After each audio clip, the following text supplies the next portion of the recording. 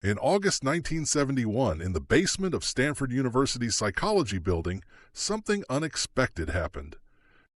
What was supposed to be a 2-week study about human behavior in prison environments descended into chaos in just 6 days. The Stanford Prison Experiment would become one of the most famous and most controversial psychological studies in history. The man behind the study was Philip Zimbardo, a Stanford psychologist who wanted to answer a simple question. When ordinary mentally healthy people are placed in positions of power or powerlessness, what happens to their behavior? Are we shaped by our character or by our circumstances?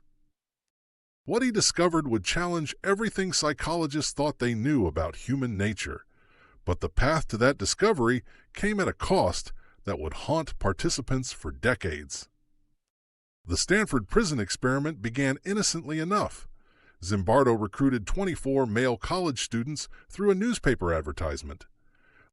The pay was $15 a day, equivalent to about $120 in 2025. That money would come with an experience none of them expected. All participants were screened for psychological stability, they passed background checks, they were deemed mentally healthy. Then, in a simple random process, a coin toss, they were assigned to be either guards or prisoners. Half would have power, half would have none. The mock prison was set up in the basement of the Stanford Psychology building. It wasn't large, just 35 by 20 feet, but Zimbardo had designed it specifically to create what he called an atmosphere of oppression. The guards were given uniforms, mirrored sunglasses to hide their eyes, and wooden batons. The uniforms served a critical purpose in Zimbardo's theory: de-individuation. When people wear the same outfit, when they're stripped of their personal identity, they're more likely to conform to the role they've been assigned. The prisoners were dressed differently.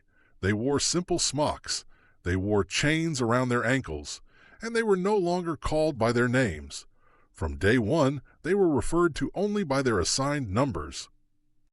But the experiment didn't start in the prison. It started at the homes of the prisoners.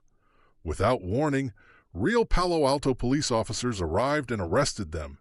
They were read their rights, handcuffed, taken to the police station, fingerprinted and booked. Then, blindfolded, they were transported to the mock prison. This arrest was designed to be a shock. It was real, it was humiliating, and it happened without the participants' advanced knowledge, a detail that would become central to the ethical criticisms that followed.